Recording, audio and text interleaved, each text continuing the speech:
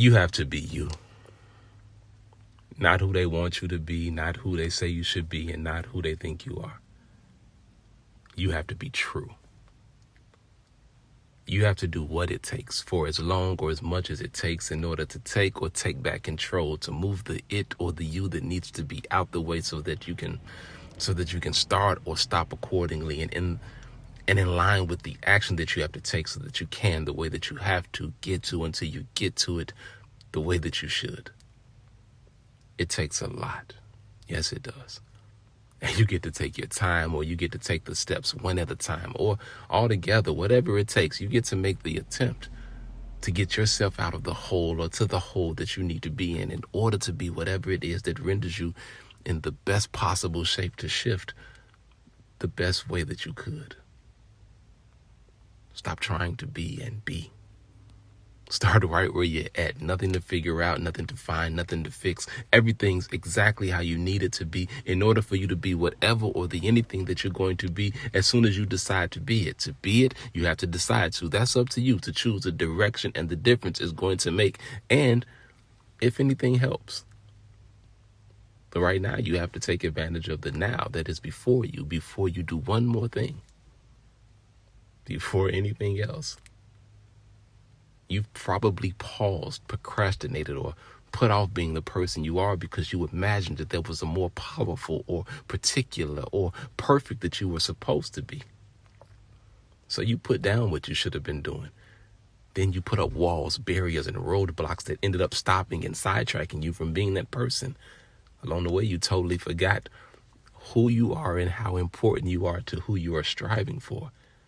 And that's what you were supposed to see. When you're challenged, tried, tested, it's so that you see your what, your why, and how you are in the face of it. It's not to prevent, stop, or overwhelm you in the presence of adversity. It's so that you are always prepared in case of it. You're supposed to fight, to be resisted, to have an obstacle, and to have to find out the hard way all that you have to do. Not to draw the conclusion that things never work out or that people never work with or that you're always going to be the one having to do all the work. But just so that it is clear, all you have is you. There is a story behind you and a voice inside wanting to tell it. But there's an audience wanting to hear it and a stage prepared for you to do so. Your story is important for this reason.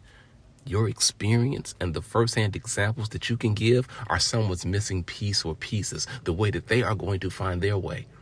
Not only are they paying attention, but they pay people like yourself very well for having gone through and then sharing what they do know. There's a reason that this was this.